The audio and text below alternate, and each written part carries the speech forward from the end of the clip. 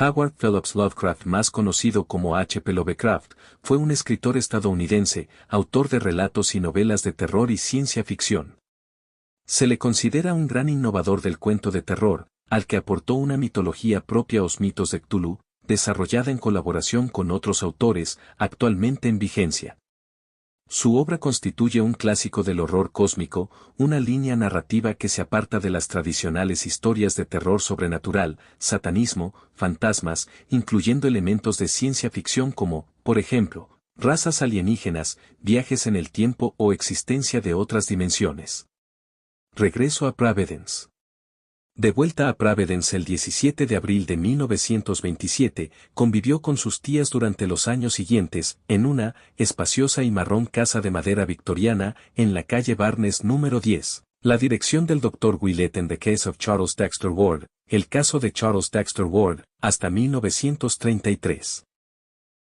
Allí es donde se ve superado por la sensación de fracaso que lo invade, abandonándose a la soledad y la frustración. 9. En esta época disfruta de paseos nocturnos, que repercuten en su hundimiento personal, y crean una esfera invisible de miedos que nunca le permitirán recuperarse, si bien, paralelamente, contribuyen a su máximo esplendor literario. En estos fructíferos años escribió la gran mayoría de sus obras más conocidas, como The Call of Cthulhu, La llamada de Cthulhu, 1926, At the Mountains of Madness, En las montañas de la locura, 1931 o El caso de Charles Dexter Ward, compuesta en 1927, pero que no vio la luz hasta 1941, publicadas en revistas pulp como Weird Tales y Analog Science Fiction and Fact. Durante esos años visitó a varios anticuarios residentes en Quebec, Filadelfia y algunos lugares de Nueva Inglaterra, como Dormandie, Massachusetts, al tiempo que siguió manteniendo su enorme correspondencia. A sus viejos amigos añadió otros muchos escritores jóvenes, como D. W. Rimmel, R. H. Barlow o Robert Bloch, a los que aconsejaba y supervisaba trabajos. Mostró preocupación con las condiciones políticas y económicas de su país. Durante la Gran Depresión, mostró su apoyo a Roosevelt y se convirtió en un socialista moderado, abandonando su conservadurismo, mientras continuaba estudiando una gran variedad de temas, desde filosofía a literatura o historia de la arquitectura. Últimos años.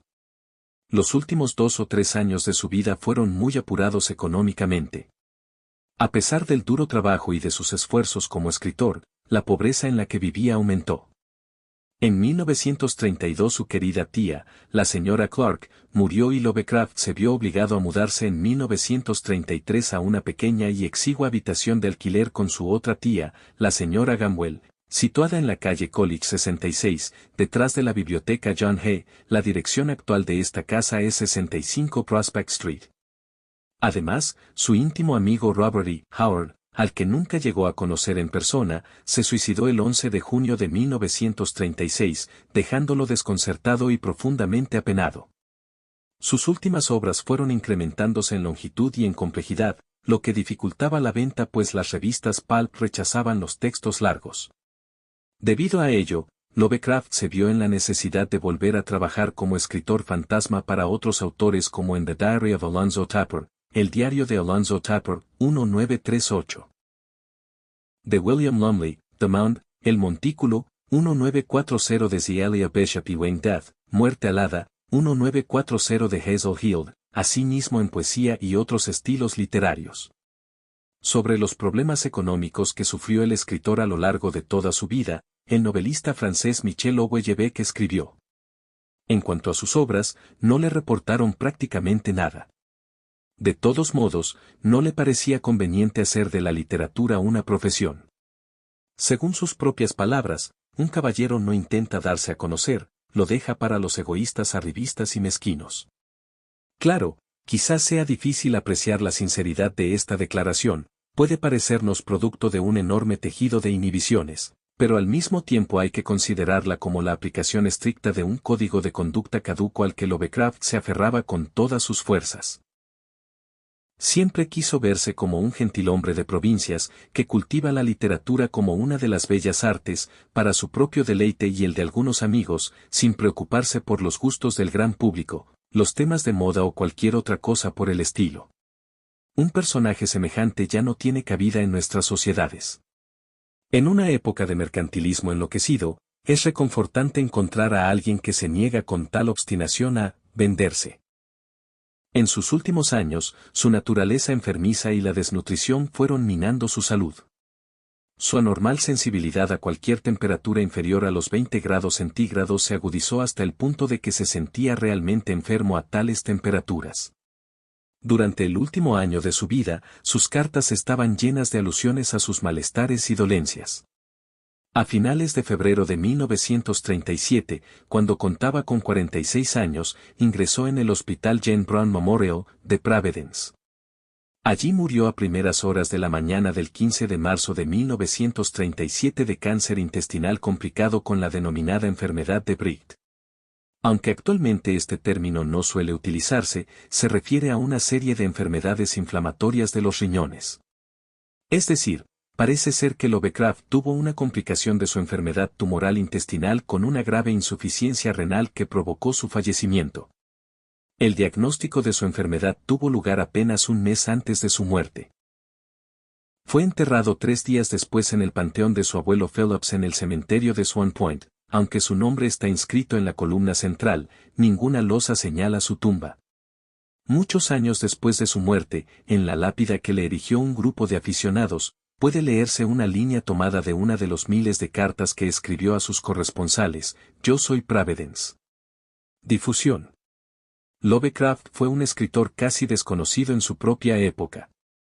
Aunque sus historias se habían hecho un lugar en publicaciones de género pulp como Weird Tales, solo los aficionados a este tipo de literatura conocían su nombre. De entre ellos, mantuvo una prolífica correspondencia con otros escritores contemporáneos, como Clark Ashton Smith y August Derleth, con los que forjó una gran amistad, incluso sin haberse conocido nunca en persona. Se estima que durante su vida escribió 100.000 cartas, como apunta L. Sprague de Camp. En algunas ocasiones las fechaba 200 años antes de la fecha en que habían sido escritas, lo que las databa en la época colonial, antes de la Guerra de Independencia de los Estados Unidos, una guerra que lo hería por su anglofilia. Explica que, según él, los siglos XVIII y XX habían sido los mejores, el primero siendo el siglo de nobleza y de gracia y el segundo de la ciencia, en tanto que el siglo XIX, en particular la época victoriana, habría sido un error. Este nutrido grupo de escritores llegó a conocerse como el Círculo de Lovecraft, ya que tomaban prestados elementos de las historias de H.P.L., libros misteriosos con nombres inquietantes, panteones de dioses extraterrestres, como Cthulhu y Azathoth, y lugares como Miskatonic y Arkham, para usarlos en sus propias historias, con la bendición y ánimo del propio autor, incluso en ocasiones con su ayuda, la cual solía extralimitarse de la función de editor a la de reelaborar los relatos. Fueron los esfuerzos del Círculo, particularmente los de August Derleth y Donald Wandre, los que evitaron que el nombre y las historias de Lovecraft desaparecieran completamente en la oscuridad tras su muerte. Para ello crearon la editorial Arkham House con la que publicaron la mayor parte de la obra del escritor de Providence. A propósito de Derleth, el estudioso lovecraftiano Rafael Llopis define a este autor como, no solo el San Pablo de la religión cthulhiana, sino también el que vende reliquias de los aledaños del gran santuario oficial. Después de su fallecimiento, el Círculo de Lovecraft siguió contribuyendo a su leyenda. August Derleth fue, probablemente, el más prolífico de todos ellos, ya que amplió y extendió la visión del escritor. Las contribuciones de Derleth han sido objeto de mucha controversia, ya que mientras Lovecraft nunca consideró a su panteón de dioses extraterrestres más que como parte de la trama argumental, Derleth creó una cosmología completa con una guerra entre los antiguos o dioses arquetípicos, como Hypnos o Ultar, y los dioses primigenios, como Cthulhu, Dagon o Nyarlathotep. Además, asoció los dioses primigenios a los 4 elementos. Algunos seguidores de Lovecraft no han visto con buenos ojos dichas modificaciones, puesto que parecen contradecir la visión del autor de un universo desordenado y sin plan, donde los seres menos malevolentes simplemente no se interesaban en la humanidad. 58. Muchos aficionados se preguntan si el propio H.P.L. habría aprobado las extensiones de Derleth. Se especula que era muy comprensivo sobre esta clase de adiciones y modificaciones, por lo que probablemente hubiera dado el visto bueno a Derleth, pero no lo hubiera adoptado para sus propias historias. Si había un círculo de Lovecraft, entonces la versión de Derlet sería un añadido interesante, pero no formaría parte del mismo. Hasta aquí llega el video de hoy, no olvides suscribirte y darle al botón de me gusta para no perderte nuevos videos. También déjame en los comentarios qué te pareció el video y cuál otro personaje literario quisieras para próximos videos. Yo soy el Búho Literario, bendiciones y hasta luego.